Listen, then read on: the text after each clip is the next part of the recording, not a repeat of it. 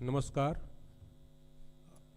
आज माननीय प्रधानमंत्री जी की अध्यक्षता में मंत्रिमंडल के आर्थिक कार्यों से जुड़े समिति और मंत्रिमंडल की बैठक संपन्न हुई। उस बैठक में कई फैसले लिए गए। उसी से संबंधित आज ये पत्रकार वार्ता बुलाई गई है। इसमें आप सभी का स्वागत है।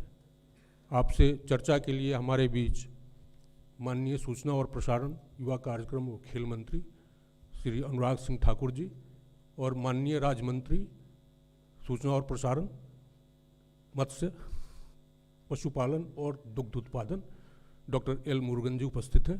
मैं आप सभी का स्वागत करता हूं। मंत्री जी चर्चा का प्रारंभ करेंगे, तत्पश्चात हम आप लोगों के प्रश्नों का उत्तर देंगे। धन्यवाद सर।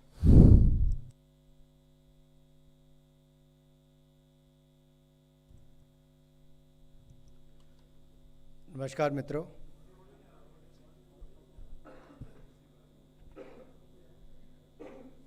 Check check check. नमस्कार।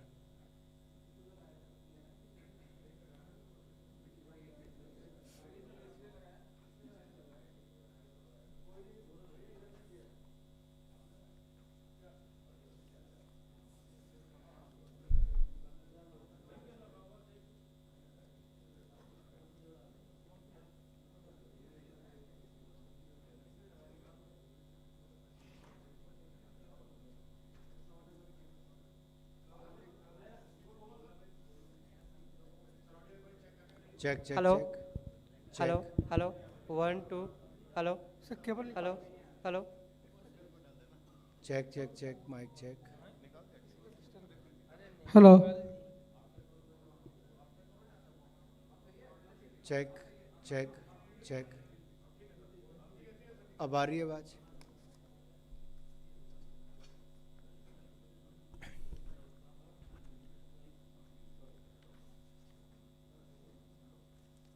अब आवाज आ रही है? नमस्कार। आपको वर्ष 2023 की बहुत बधाई और शुभकामनाएं।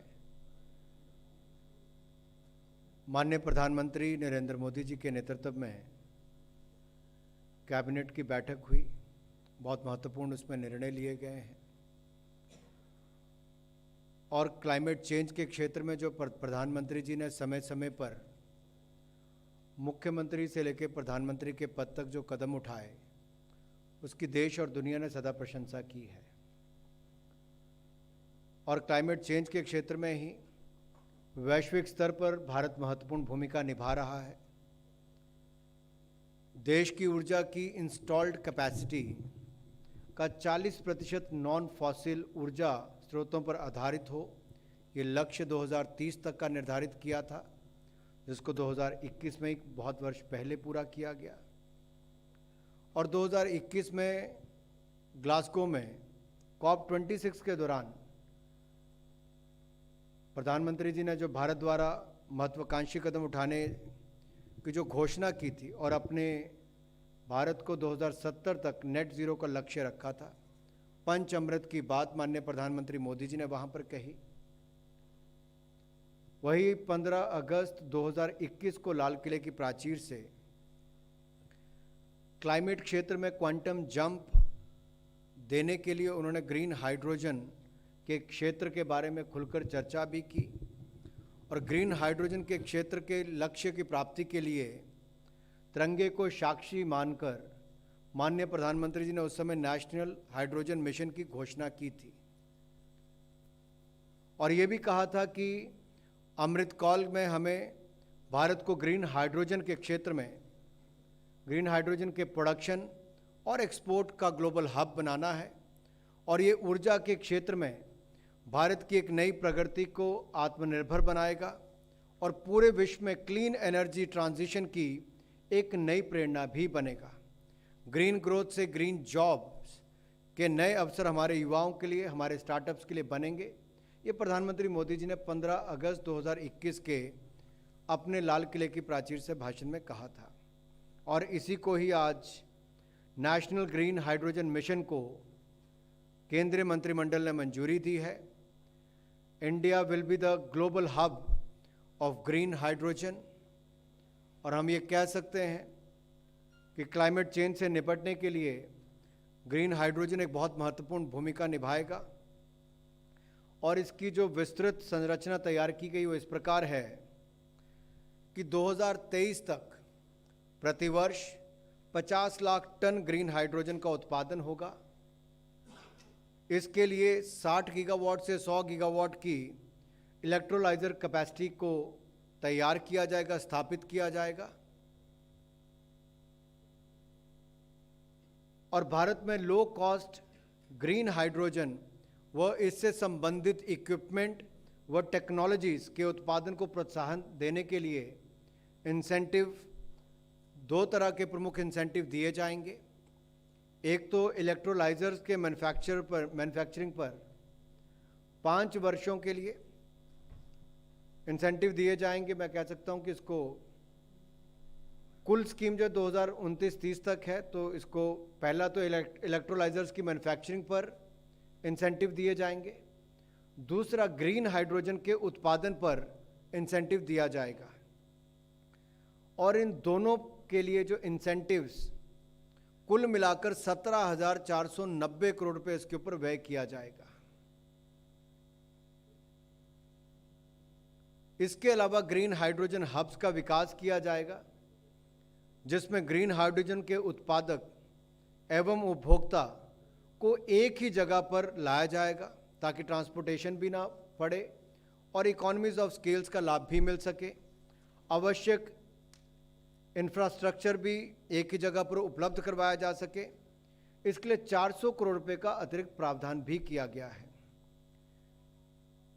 इसके अंतर्गत पीएम गति शक्ति प्लेटफॉर्म के माध्यम से इंफ्रास्ट्रक्चर डेवलपमेंट किया जाएगा, जैसे refining, steel, shipping, long range mobility इत्यादि सेक्टर्स के लिए जहां भविष्य में ग्रीन हाइड्रोजन का उपयोग हो सके, उनकी पहचान करने के लिए पायलट प्रोजेक्ट इंप्लीमेंट किए जाएंगे।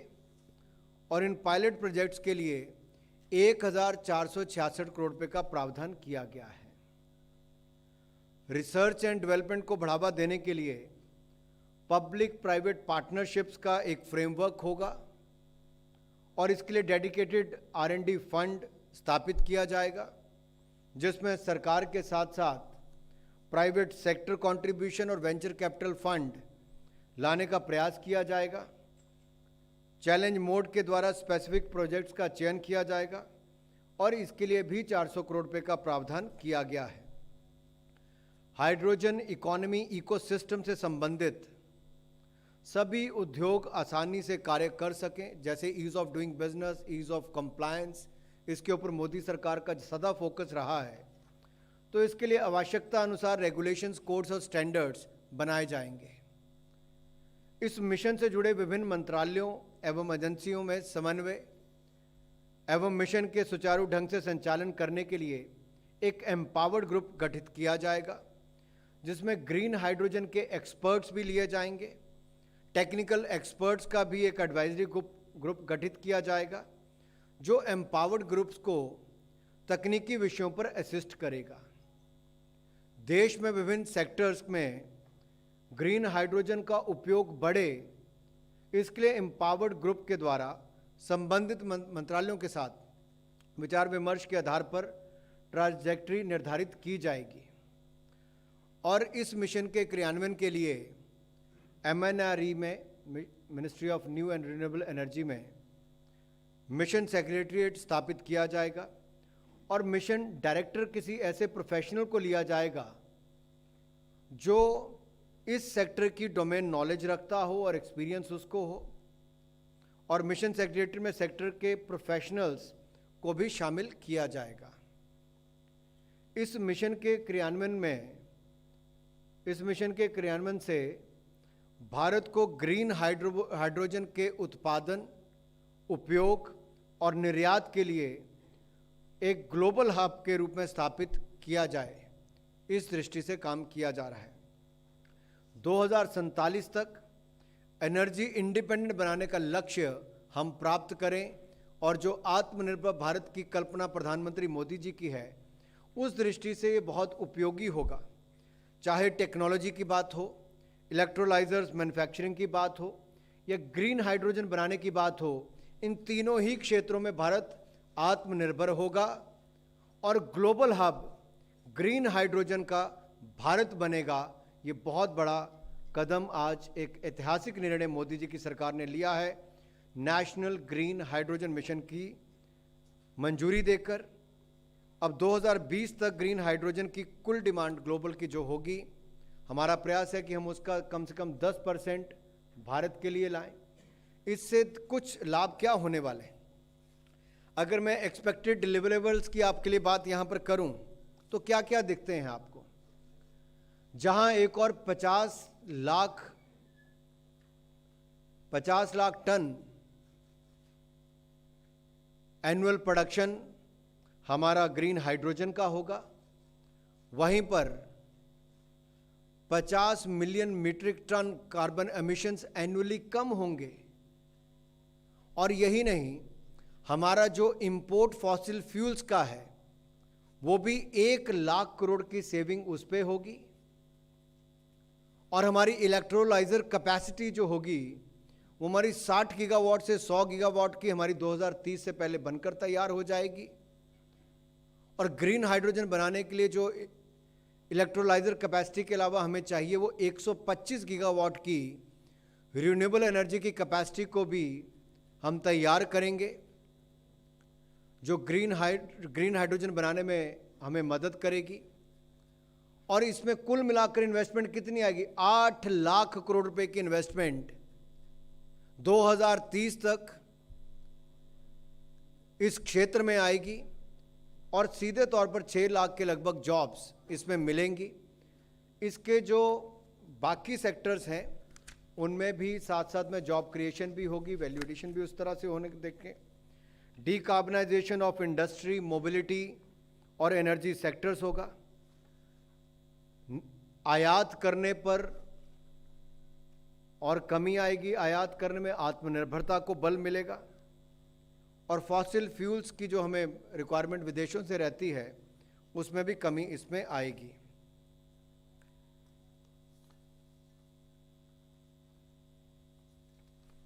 इसमें कुल मिलाकर अगर खर्चा देखा जाए 19,744 करोड़ रुपया, 19,744 करोड़ रुपया नेशनल ग्रीन हाइड्रोजन मिशन के लिए मंजूरी आज की गई है। जैसा मैंने कहा, इस मिशन के क्रियान्वयन के लिए 8 लाख करोड़ रुपए की डायरेक्ट इन्वेस्टमेंट होगी, 6 लाख सीधे तौर पर इसमें जॉब्स क्रिएशन होगी, 50 million ton green house emission को अवॉइड किया जाएगा, कम होंगे, और 50 लाख टन ग्रीन हाइड्रोजन बनाने का काम भी इसके माध्यम से प्रतिवर्ष किया जाएगा, कम से कम इतना किया जाएगा। और हमारी मोबिलिटी के काम भी, बाकी सबके काम भी आएंगे। दूसरा निर्णय जो है वो भी एक ऐसे क्षेत्र में है, जैसा मैंने आपको अभी बताया रिन्यूएबल एनर्जी के बारे में, तो रिन्यूएबल एनर्जी 2012 तक भारत में 68,274 मेगावाट थी, जो बढ़कर 3,69,651 मेगावाट हो गई है। ये अपने आप में दिखाता है कि मोदी सरकार ने रिन्यूएबल एनर्जी पे किस तरह से काम किया है, जो हमारी एनर्जी रिक्वायरमेंट को भी पूरा करती है और एक तरह से पावर की कॉस्ट भी कम आई है, एनर्जी जो हमारी रिक्वायरमेंट है उसको भी पूरा करने का काम किया गया है। और जो ग्लोबल स्तर पे भारत को एक नेतृत्व देने का काम करना था वो भी करने का काम किया है। दूसरा निर्णय भी पावर मंत्रालय से जुड़ा हुआ है, जहां 382 मेगावाट के Sunni dam hydro electric power project जो हिमाचल प्रदेश के लिए मंजूर किया गया है। माननीय प्रधानमंत्री जी ने पूर्व में भी हिमाचल के लिए बड़े प्रोजेक्ट्स अन्य क्षेत्रों में भी दिए, तो इसी तरह से एक धौलासिद्ध का प्रोजेक्ट भी पहले हाइड्रो प्रोजेक्ट बहुत बड़ा मंजूर किया था। अब आज Sunni dam hydro electric project 2,614 crore रुपये की अनुमानित लागत जिसके ऊपर आएगी उसको मंजूरी मिली है। ये सतलुज नदी पर बनेगा, जिला शिमला और मंडी ये 2 जिलों में स्थापित होगा।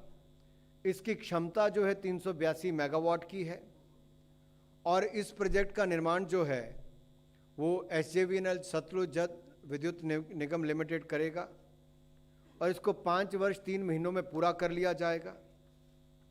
इसमें हिमाचल को सबसे बड़ा फ़ायदा ये है, एक तो वहाँ पर हज़ारों लोगों को रोज़गार के अवसर मिलेंगे, वहीं पर ही हिमाचल के हिस्से जो मुफ्त में बिजली इसके माध्यम से मिलेगी उसका लाभ भी मिलने वाला है। भारत सरकार का इसके ऊपर जो एनेबलिंग इंफ्रास्ट्रक्चर के ऊपर खर्च आएगा 13 करोड़ 80 लाख रुपया, उसकी मंजूरी भी दी गई है। इसका जो एनवायरनमेंट क्लियरेंस है स्टेज 1 स्टेज 2 के लिए वो फॉरेंस क्लियरेंस भी मिल चुके हैं और अब तक प्री कंस्ट्रक्शन एक्टिविटीज़ पर 246 करोड़ रुपया खर्च हुआ है। हिमाचल को कुल मिलाकर इसमें से 13% जो बिजली है वो निःशुल्क मिलेगी, यानी कि जब ये 382 मेगावाट का प्रोजेक्ट बनकर तैयार होगा तो 13% बिजली हिमाचल को इसमें से मुफ्त मिलेगी, जो करोड़ रुपए की आय हिमाचल के लिए भी होगी और उसके अलावा 4000 से ज़्यादा लोगों को प्रत्यक्ष अप्रत्यक्ष तौर पर रोजगार के अवसर भी मिलेंगे। 61 गीगावाट का जो हमारा लक्ष्य पन बिजली परियोजनाओं का हाइड्रो प्रोजेक्ट्स का रखा गया है, उसको प्राप्त करने में भी ये प्रोजेक्ट बहुत लाभदायक सिद्ध होगा। तीसरा निर्णय हालांकि बाइंड स्कीम से जुड़ा हुआ है, ये सूचना प्रसारण मंत्रालय का है। Broadcasting infrastructure and network development, ये इस बाइंड स्कीम के लिए 2021-22 से 2026 तक के लिए 2539 करोड़ रुपए की मंजूरी दी गई है। 2539.61 करोड़ रुपए की मंजूरी मिली है। इसके अंतर्गत दूरदर्शन ऑल इंडिया रेडियो के स्टूडियोज़ बनाने का काम किया जाएगा। ब्रॉडकास्टिंग इक्विपमेंट को मॉडर्नाइजेशन और डिजिटाइजेशन करने की दिशा में काम किया जाएगा। अच्छे प्रोग्राम बने, कंटेंट अच्छा बने, उस दिशा में काम करने के लिए पैसा मिला है। और स्टैंडर्ड डेफिनेशन जो ब्रॉडकास्टिंग में हम अभी कर रहे थे उसको हाई डेफिनेशन की ओर ले जाने का काम किया जाएगा। HD, UHD इस तरह का उस सब में प्रावधान होंगे। पुराने ट्रांसमीटर्स जहाँ पर रिप्लेसमेंट करने की आवश्यकता है उसको ट्रांसमीटर्स को बदलने का काम किया जाएगा। नए FM ट्रांसमीटर्स लगाए जाएंगे। जो 66% आज के समय FM के माध्यम से कवरेज है वो बढ़कर 80% से ज़्यादा हो जाएगी देश भर में, ये भी इसमें से काम मिलेगा। LW एरियाज़ हैं, एस्पिरेशनल डिस्ट्रिक्ट हैं, बॉर्डर एरियाज़ हैं। सबसे बड़ा काम इन क्षेत्रों में FM के ट्रांसमिशन को अपग्रेडेशन या नए लगाने का काम किया जाएगा। इसमें वहाँ के दूर दराज के लोगों को भी बहुत बड़ा लाभ मिलेगा। देश के जो दूर दराज के इलाके हैं, सीमावर्ती इलाके हैं, जनजातीय या LW से प्रभावित क्षेत्र हैं, वहाँ 7 लाख से ज़्यादा फ्री DD के माध्यम से जो फ्री डिश है वो देने का काम किया जाएगा। DTH का जो डायरेक्ट टू होम उसका विस्तार किया जाएगा। पुराने studio equipment, transmitter, earth station, OB vans, इनको बदलकर नई टेक्नोलॉजी के लाने का उसको काम किया जाएगा। Doordarshan all India radio network के लिए अच्छी क्वालिटी के कंटेंट का डेवलपमेंट और इसमें लोकप्रिय कार्यक्रम और बढ़ाए जाएं, उसमें भी काम किया जाएगा। तो 3 जो निर्णय भारत सरकार के द्वारा लिए गए वो मैंने आज आप सबके सामने रखे हैं। इसके ऊपर आपका कोई प्रश्न हो तो आप पूछ सकते हैं। Yes. Yes. Yeah. Sam Parikshit from CNBC. I wanted to ask you about the incentives that you have announced. Out of the total outlay of 19,744 crores, over 17,000 will be for electrolyzer and green hydrogen manufacturing. What will be the specific allocation for each under these 2 interventions? Also, will there be more enabling schemes that will be launched in the coming months to operationalize these incentives? इसकी details जो हैं बाकी सारी की, ये जो 17,490 करोड़ रुपया जो इलेक्ट्रोलाइजर्स मैन्युफैक्चरिंग के लिए और ग्रीन हाइड्रोजन के उत्पादन के लिए ये जो रखा गया, इसकी डिटेल आपको मिल भी जाएगी कि कुल कितना है। लेकिन लगभग 13,000 करोड़ रुपया जो है वो ग्रीन हाइड्रोजन के उत्पादन के लिए खर्च होगा, बाकी इलेक्ट्रोलाइजर्स के लिए खर्च होगा अप्रॉक्सीमेटली।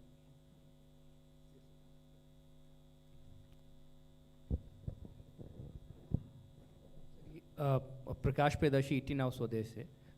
ये जो इंसेंटिव्स आप देंगे उसका क्राइटेरिया क्या होगा? क्या ये पीएलआई स्कीम की तर्ज पे होगा या फिर आप कैपेसिटी ऐड ऑन करने पे आप ये इंसेंटिव देंगे? दूसरी चीज़ कि आप जैसा कि पॉलिसी का हिस्सा है कि ग्रीन हाइड्रोजन प्रोडक्शन पे भी अलग इंसेंटिव और इलेक्ट्रोलाइजर्स मैन्युफैक्चरिंग पर भी अलग इंसेंटिव, तो ग्रीन हाइड्रोजन और इसमें किस तरह की इंसेंटिव्स कैसे दिए देखिए, रिन्यूएबल एनर्जी तो आप बनाते ही हैं, लेकिन इलेक्ट्रोलाइजर्स मैन्युफैक्चरिंग की आपके पास अभी क्षमता नहीं, लेकिन उसको बनाने की शुरुआत की गई है।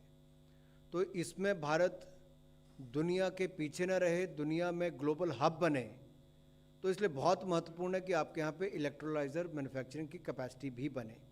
तो उस पर किलोवाट क्या देंगे, वो इंसेंटिव्स की डिटेल आपको मिल जाएगी। शुरुआत में कितना होगा, बढ़ते बढ़ते कैसे कम होगा, उसकी सारी डिटेल जानकारी आपको दे दी जाएगी। और इसी तरह से ही जो ग्रीन हाइड्रोजन को बनाने की बात है, वो भी प्रति किलो शुरू में क्या होगी और बाद में कैसे कम होती जाएगी, वो सारी डिटेल एक चार्ट जब इसकी डिटेल अनाउंसमेंट होगी उसमें आपके पास सारी जानकारी आ जाएगी। लेकिन इसमें महत्वपूर्ण बात यह है कि हम अपनी तो रिक्वायरमेंट को पूरी करेंगे ही, भारत एक्सपोर्ट करने की दिशा में भी आए और आत्मनिर्भर टेक्नोलॉजी के रूप में भी, प्रोडक्शन के रूप में भी बने, इस दिशा में हमने काम करना शुरू किया है। तभी तो R&D के लिए भी बजट रखा गया है। और जो इलेक्ट्रोलाइजर मैन्युफैक्चरिंग की बात है या ग्रीन हाइड्रोजन की मैन्युफैक्चरिंग की बात है, टेक्नोलॉजी की बात है, इसमें आत्मनिर्भर भारत बने, उस दिशा में इस पर काम किया गया है।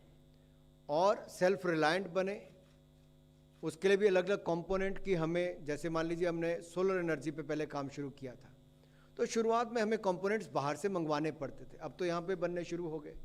इसमें शुरू से ही वो प्रावधान किया गया कि अधिकतर कंपोनेंट जो भारत में ही बने, भारत में ही उसका लाभ मिल सके।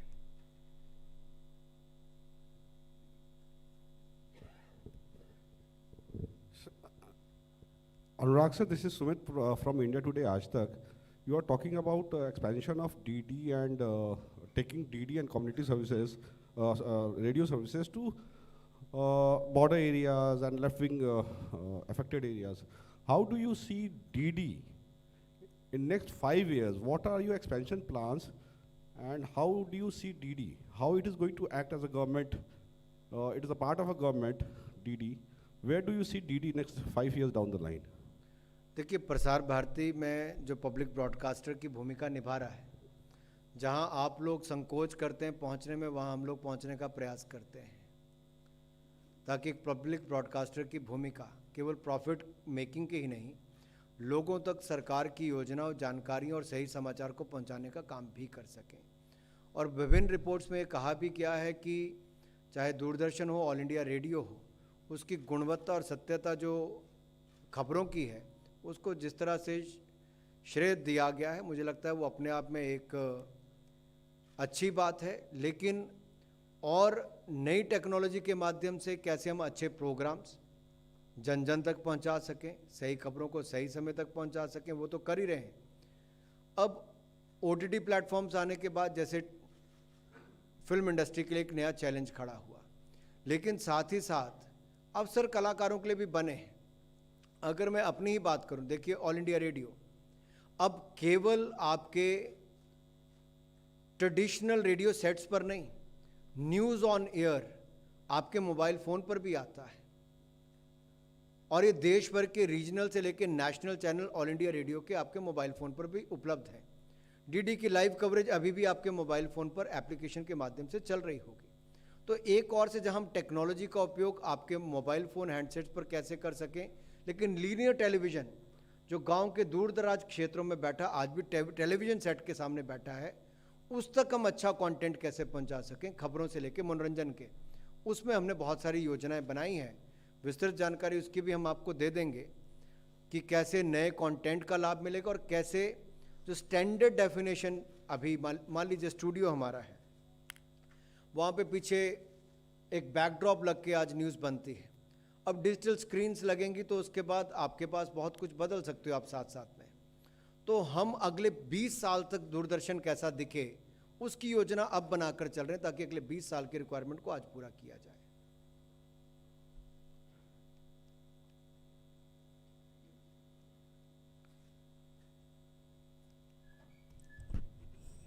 तो हो गया?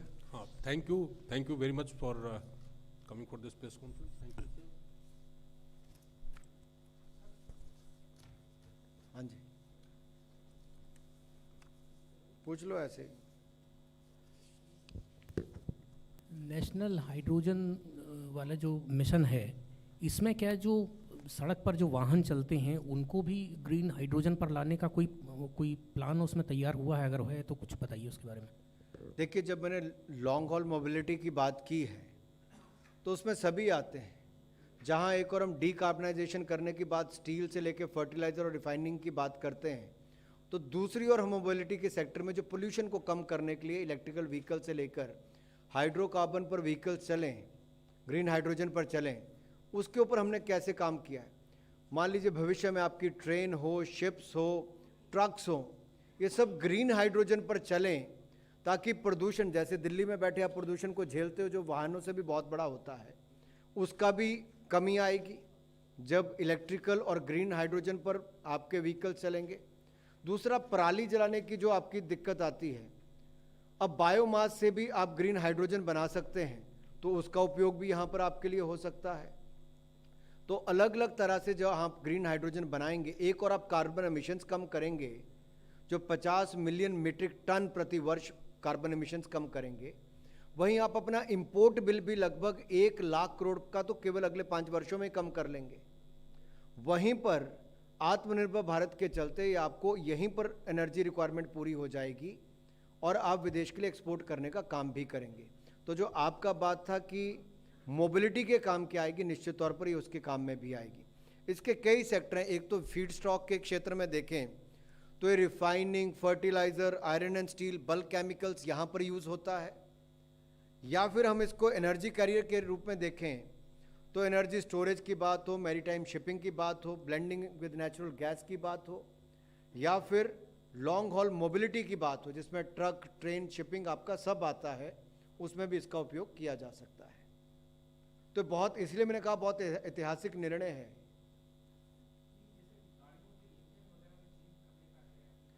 इसीलिए एम्पावर्ड ग्रुप की बात की गई कि जो बाकी डिपार्टमेंट्स के साथ जुड़कर क्या क्या कदम उठाने ताकि आप इसकी खपत भी कर सको, और खपत करने के लिए क्या बदलाव आपको करने पड़ेंगे, उसमें भी वो टेक्निकल एक्सपर्ट का ग्रुप जो है वो एम्पावर्ड ग्रुप को अपनी राय देगा और आगे अलग अलग मंत्रालयों के साथ समन्वय के लिए वो सेक्रेटरीट बनाया जा रहा है। तो कुल मिलाकर ये मिशन अगर 1 वर्ष हमने इस पे लिया है तो इसके सारे पहलुओं को देखकर हर कड़ी को जोड़ने का काम किया है कि जहां इलेक्ट्रोलाइजर की कैपेसिटी हम खड़ी करेंगे, ग्रीन हाइड्रोजन भी बनाएंगे, तो टेक्नोलॉजी भी अपनी बनाएंगे, उसके लिए R&D के लिए पैसा भी देंगे। गति शक्ति के अंतर्गत, PM गति शक्ति योजना के अंतर्गत आधारभूत ढांचा भी यहाँ पर बनाएंगे, और खपत हिंदुस्तान में हो और विदेश के लिए एक्सपोर्ट हो, उसकी रूपरेखा भी इस पूरे मिशन के अंदर बना के दी गई है। ये अपने आप में बने भी और उपयोग भी हो और एक्सपोर्ट भी हो, वो सबका काम यहाँ पर पूरी तरह से किया गया है।